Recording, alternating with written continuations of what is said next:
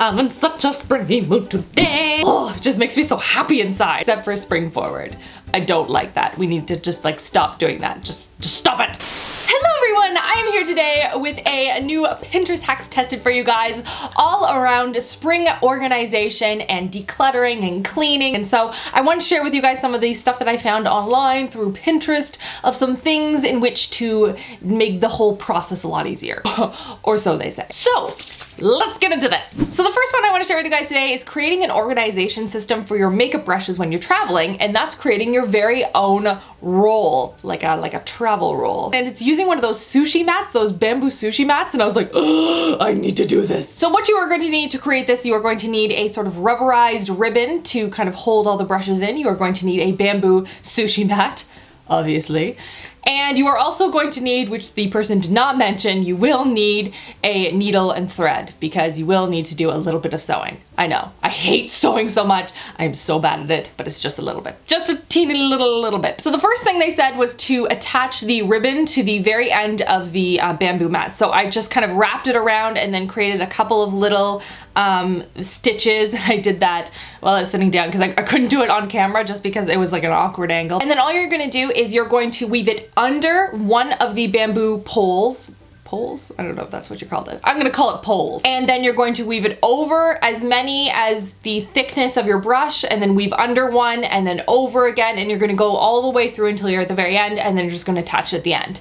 Now, I realized as I was going through this that it would make a lot more sense to do this if you knew the sizes of your brushes and where you're going to place them. So I highly recommend before you actually do this to actually take out your brushes, line them up the way that you want them, and then just take the ribbon and sort of sew it around over them. I kept having to like undo a lot of the ribbon and then redo it as I realized that my brushes were like too big or too small. I thought I knew how big my brushes were and clearly I did not. I would say also don't put your heaviest, thickest brush at the very ends of the sushi mat because otherwise they're going to stick out and obviously not be covered by the roll, which is kind of the whole purpose of having in the first place. So I would put those more close to the center and put the thinner ones around the outside. Overall, I think this hack was a big success. It's really cute. It's a little bit unique too, which is kind of fun. And also you can find these sushi mats for pretty cheap. So that's awesome. The next one I saw, I was scrolling through and I had to take pause and scroll back up because I was like, say what? It was taking lemonade Kool-Aid and putting it into your dishwasher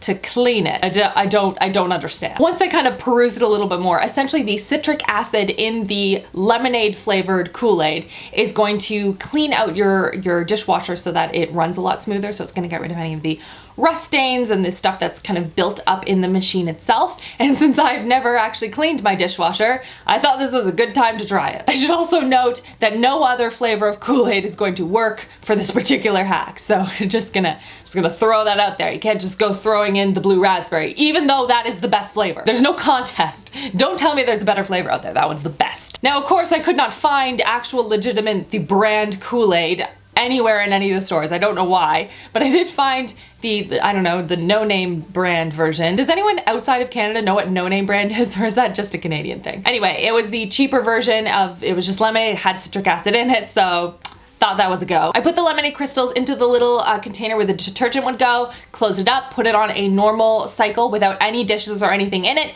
and let it do its thing. So you can see my dishwasher before, it's not super dirty or anything. Like I was kind of looking around inside and maybe there's a little bit of, I don't know, stuff in it. I don't know. And then once I opened it up again afterwards, it didn't really look that different to me either. So I don't know.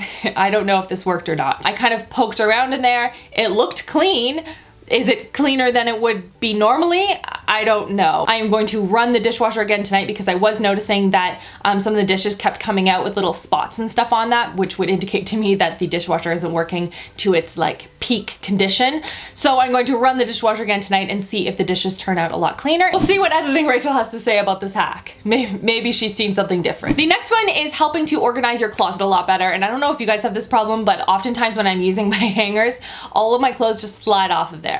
Just slide off, especially spaghetti strap shirts, you notice that? I'll put one on, and as I'm putting it into the closet, 3 more knock to the floor, and I'm like, why? Why? So I thought that this next hack was a really cool idea in order to help keep those shirts sort of on your hangers and in your closet where they should be. So you are going to need a hanger, obviously, and one ideally that's a bit thicker on the top part so that you can do the next part of the hack, which involves using a glue gun. And all you're going to do is you're going to heat up your glue gun, and then you're going to create sort of like a little squiggly things along the top part of the hanger, and that's going to create some sort of a grip so that your shirts stay on your hanger better. So I started out creating the loops as they did in the hack, and then I started to run out of glue, so you can see it sort of went downhill from there. But it's fine, it's on here, so that's good, right? So I'm going to compare this to the velvet, I don't know what these called. Is this velvet? I'm gonna try it with this vest that I got from Topshop. It's like a long vest, but it's a little bit silkier, so I just wanna see if it's going to grip onto the material a little bit better. You know what? There is a bit of grip. It's not super strong or anything, but there is some grip there, so it is going to hold your clothes on a little bit better, especially if you have a very slippery hanger like this wooden one. That will make a bit of a difference. I don't know. To me, I really like these hangers, and I think that these are a lot better than adding hot glue to a million different hangers. I think that going out to Costco and getting a big batch of these is a way better investment, to be honest. But if you have 1 or 2 items that just need a little extra help, I think this is a really cool hack. Thumbs up. Next is a hack that I have seen all over the internet for years, and I've always wanted to try it, and it's all around taking some sort of magnetic something and using it to stick your bobby pins to. I've just never done it, and I thought that this would be a good time to try it. So there's a couple of different ways that I wanted to test this out. So first is using magnetic tape, so actual rolls of tape, and sticking it sort of to the inside of a drawer. Or the other one that I saw was using one of those knife blocks. So it's really intense magnetic field, and it's really gonna stick a whole bunch of stuff to the inside of a drawer or inside of a cabinet, or I guess to a wall, I don't know. So I wanted to see how strong the magnetic force actually was, if it was gonna hold the bobby pins on, and if it actually made sense and if it would be actually usable in everyday life. So the first thing I tested out was the tape. So I took a bunch of bobby pins, kind of stuck them to them, and held it on an angle to see if they would fall off. And it did hold them very well. It also held a clip. I tested out a clip as well. However, it did not hold the cuticle trimmers that I was using as sort of an extra weighted item to see if it would hold it. Did not hold it, not even a little bit. And also I was thinking, if you're like banging around in a drawer trying to get stuff off, I can see this being really inefficient, as it would like continuously knock off a whole bunch of bobby pins all over your floor or inside of the drawer. I don't see this to be overly useful unless you have 0 space in the drawer and you need somewhere to put them. You just have to be really careful, and having to constantly stick them off and on just seems like a big waste of time to me, but it does work. And the other one I tested out was a knife block. So testing this out, you can see that the force is a lot stronger in this one. May the force be with you. Star Wars jokes. They don't fall off as easily, but if you're going to be banging around in the drawer, like I said, they're going to come off, and it might not be a very good use of your time to try and install this. You're going to have to drill into things to make this stay. So as you can see, bobby pins stay on really nicely. They do not fall off. And because this is thicker as well, it kind of is the length of a bobby pin, so you're less likely to knock things off from inside of the drawer if you're like messing around in there. I think this works a lot better than the tape, unless you had maybe 3 strips of tape and then put the bobby pins on there. That might help hold it on a lot better, and they would be less prone to be knocked off. And then the other thing I tested this out for, because I was playing around with my jewelry, and I thought this would be kind of cool if you could hang your jewelry on this. And that might be like a really boss way of like hanging it on your wall or something. So I tested it out with some of my metallic jewelry, and it holds it. Like, it holds it really, really well. And so I was kind of excited about that, because there's nothing I hate more in life than having to like reattach a necklace and then put it back on its like nice little hanging thing. So they usually just end up on top of the desk. However, I will say, obviously it will not work for any of your jewelry that is not metallic. But I thought that was kind of cool. So, you know, just another way of using it. And then lastly, speaking of jewelry, is a way of cleaning your jewelry. And again, as I'm going through my collection of jewelry, and as I'm looking at it, it's like right there. It looks like a disaster. I don't even want to look at it. Need to block it out. And I found that as I was clearing them out, that a lot of them were discolored and were looking kind of gross.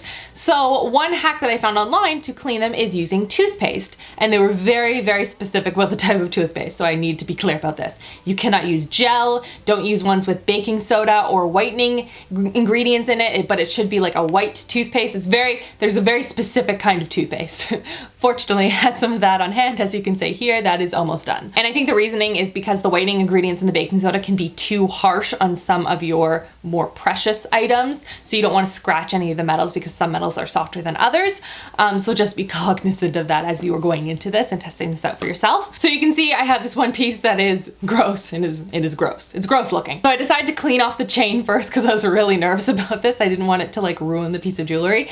So I took some of the toothpaste, added it to the chain itself, and made sure there was some water on there as well, and then sort of mixed up in my hand, and then used a damp paper towel to sort of get some of the gunk off. And it really does work. A lot of the stuff was coming off on the paper towel and I was like, what? This is amazing. So you can see with the heart, I cleaned one side and I didn't clean the other side. So you can see that there is a bit of a difference, and you can see the gunk that is coming off on the paper towel, which is pretty cool. So it does clean everything. It does seem to be doing a really good job. Be very careful with any of your more precious pieces of jewelry, guys. I highly recommend, if you have anything like that, to take it to a jeweler and get them to take care of it properly so you don't scratch any of the metals. But if you have any costume jewelry kind of laying around, this is a big win. And that is everything for this video. Give it a thumbs up if you love Pinterest hacks tested, and if you want to see more of them in the future. And if you see any comments below that have any topics of Pinterest hacks tested that you guys want to see, give that comment a thumbs up so that I know that is something that you guys want to see in the future. And that is everything. I hope you guys are having an amazing, amazing week so far, and I will see you guys all in my next video. Love you, girls. Mwah.